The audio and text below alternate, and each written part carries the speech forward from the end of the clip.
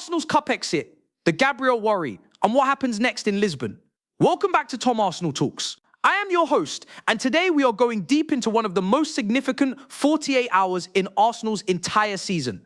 A cup exit, a manager under pressure, an injury scare to one of the club's most important defenders, and a Champions League quarter-final now looming over everything like a storm that refuses to pass. Stay with me, because by the end of this video, you will understand exactly what is at stake, what Mikel Arteta is really saying between the lines, and why Tuesday night in Lisbon could define this entire era at Arsenal Football Club.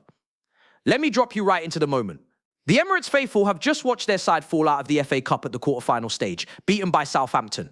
A Southampton side, let us be very clear here, who are fighting relegation from the Premier League. A Southampton side who came to the ground with nothing to lose and everything to gain. And Arsenal, a club chasing silverware on multiple fronts, could not stop them. Mikel Arteta walked into that post-match press conference carrying the weight of a dressing room that had just been knocked out of a competition that represented one of their clearest pathways to a trophy this season. And the word he used repeatedly was disappointed, not frustrated, not angry, disappointed. That word choice tells you everything.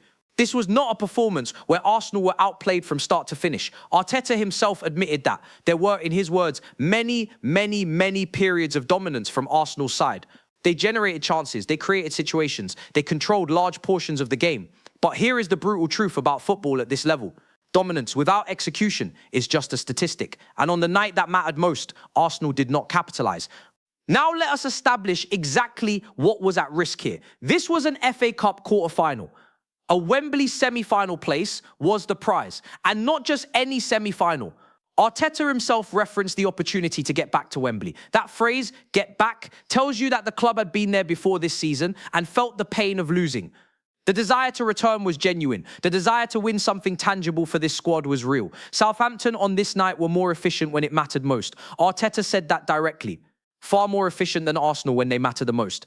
And that is a pattern that has been emerging over recent months in ways that are now impossible to ignore. And then, just to compound the pain, Gabriel Magalhães went down. One of Arsenal's most reliable centre-backs asked to be substituted. Arteta confirmed it afterwards. When a player asks to be substituted, it is not good news. That is the manager being honest.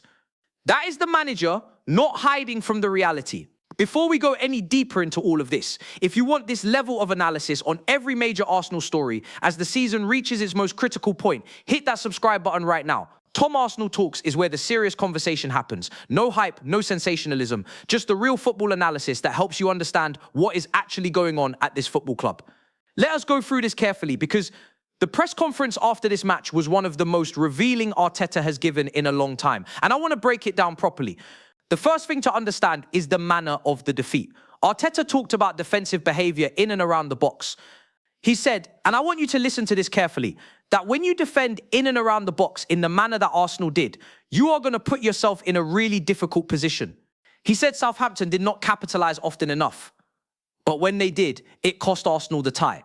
That is a manager identifying a specific tactical failure. He is not blaming effort. He is not blaming work rate. He specifically said there was no frustration about work rate. This was not a fitness problem. This was not a desire problem. This was a concentration and decision-making problem in defensive moments. Now, here is where it gets interesting. From an analytical perspective, when Arteta was pressed about whether chance creation has been a recurring theme this season, whether this is a pattern that needs to be addressed in the summer through squad changes, his answer was telling. He defended his players, absolutely and unequivocally. He said he loves his players, that what they have done for 9 months has been remarkable, and that some of them probably did not even need to be on the pitch that night. He refused to criticise them publicly after a defeat. And then he said something that every Arsenal fan needs to hear and process properly. He said someone has to take responsibility, and that someone is him. That is a manager standing in front of the media and absorbing the criticism personally. That is not a deflection. That is not a tactic. In the context of a club that has had its critics circle at every sign of weakness, Arteta pointing the finger at himself is an act of both courage and clarity. He is protecting the dressing room.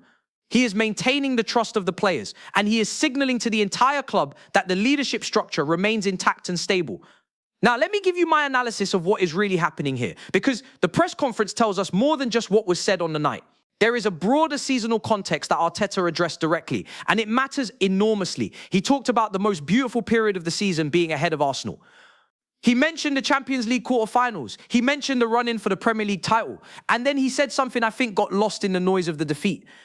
He said that in any season, you always have moments, normally 2 or 3 of them. He described this as the first real moment of genuine difficulty that this Arsenal squad has faced.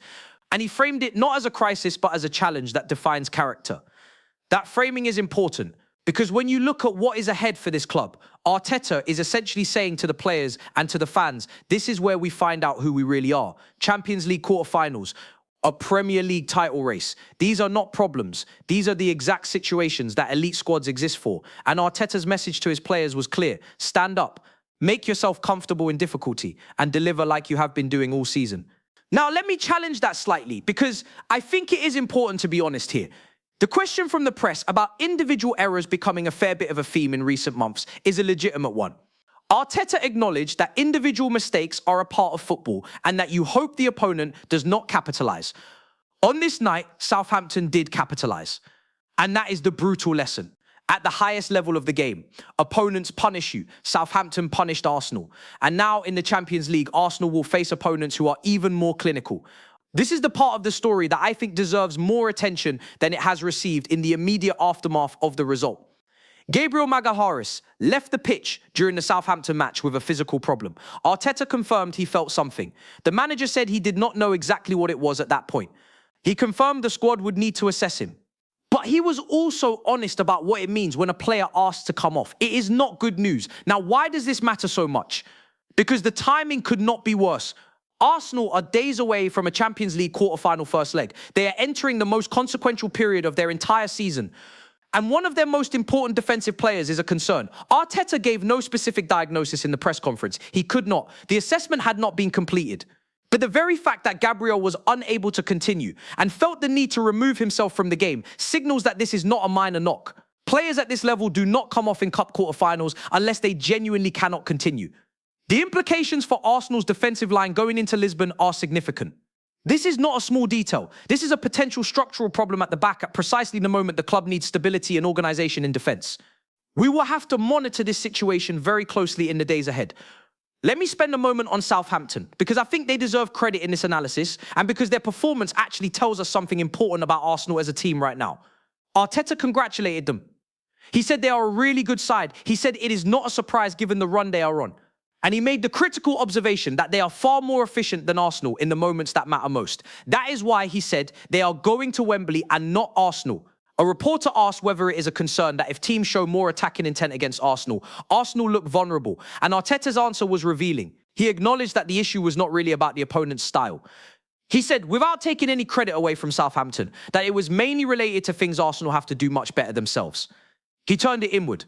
He placed the responsibility firmly on his own team. That is consistent with the message he has been delivering throughout this press conference. This defeat is not about the opponent being exceptional. It is about Arsenal not executing at the level they are capable of. Southampton took their chances. Arsenal did not take theirs. That is the difference at this level, and Arteta knows it. Someone put a direct question to Arteta about whether chasing 4 trophies, something that has never been achieved, has played a factor in this defeat. His answer was unequivocal. He said no. He did not want to use that as an excuse. He was clear that the absence of players who were missing or players who were carrying issues was not the reason for the defeat. He was asking the squad and the management to look in the mirror, accept the situation, and go again. That is a strong message. That is a manager refusing to allow the narrative of fatigue or physical burden to become an excuse for a poor performance. And I think that matters psychologically, not just for the public perception of the club, but for the dressing room itself. The moment a manager gives players an excuse, that excuse becomes a reason. Arteta is not allowing that to happen. But let me be transparent with you as an analyst. The reality is that the squad has played an enormous number of matches. Arteta himself acknowledged that some players probably did not need to be on the pitch that night. He referenced 51 games played across the season. That context does not excuse the result. But it does explain why careful squad management and rotation are going to be absolutely critical in the weeks ahead.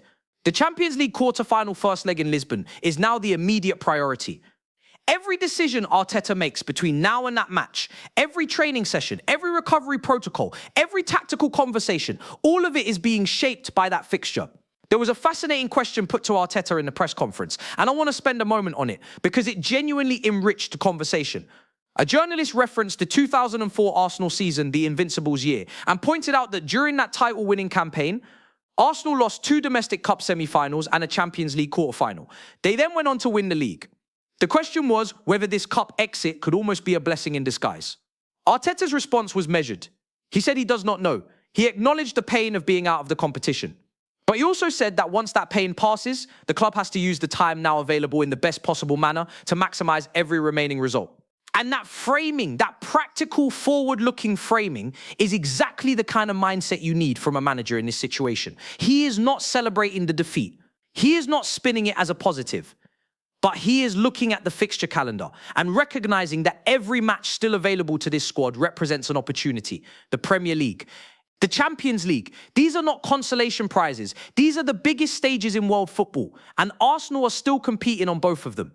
The final theme I want to address from this press conference is the question of mental resilience and how you stop a defeat from bleeding into other competitions. It was put directly to Arteta. The journalist referenced back-to-back defeats in 2 competitions and the pressure of a Champions League quarter-final in another competition immediately following. It was a pointed and important question. Arteta's answer connected back to something he said earlier in the press conference about stability. He talked about the need to be very stable regardless of whether you are winning or losing. He said you have to be careful not to think you are better than you are when results are going well, just as you must not be consumed by doubt when results go badly. That balance, that emotional stability is something he has been building at this club over multiple seasons. He talked about giving players clarity, giving them more conviction, trusting them, believing in what the team is doing, and maintaining speed, attitude, and energy at the highest possible level, because that is what is critical to performing at the level required to win matches. That is not vague motivational language. That is a specific coaching philosophy. Arteta is talking about controlling the controllable. He is talking about blocking out the external noise, the pressure, the narrative about back-to-back defeats, and focusing only on the process that has made this squad competitive across multiple fronts all season long. And so we arrive at what is next, the Champions League quarter-final in Lisbon, the Jose Alvalade Stadium, the first leg, and a fixture that, in many ways, is now carrying even more weight because of what happened in the FA Cup. The evidence from this season suggests that Arsenal remain a genuinely elite side. The defensive record in the Champions League has been extraordinary, conceding at the lowest rate of any team in the competition. The goalkeeper has been among the very best in the tournament by any statistical measure. Victor Gyökeres, the former Arsenal connected striker, now at Sporting, represents a specific threat. The head-to-head history between these clubs is in Arsenal's favour, but none of that history matters if the performance is not there. What Arteta made clear in his press conference is that this squad is not broken. It is not in crisis. It is experiencing what every elite team experiences at some point in a long season. A moment of difficulty, a moment that tests character. And what separates the sides that win trophies from the sides that fall short is exactly how you respond to that moment. Arsenal are about to find out which kind of team they are. And if you want to follow every step of that journey, every press conference breakdown, every tactical analysis, every key decision examined in depth, then this channel is where you need to be. If this kind of analysis is what you are looking for, subscribe to Tom Arsenal Talks right now. Hit the notification bell so you never miss a video. Drop a comment below and tell me this. Do you think Arsenal can respond in Lisbon? Do you believe this squad has the mentality to handle the pressure of a Champions League quarter-final days after a painful cup exit? And how concerned are you about the Gabriel Magalhães injury situation? I want to hear your thoughts. I want this to be a genuine conversation between people who care deeply about Arsenal Football Club and want to understand what is really happening. This is Tom Arsenal Talks. I will see you in the next one.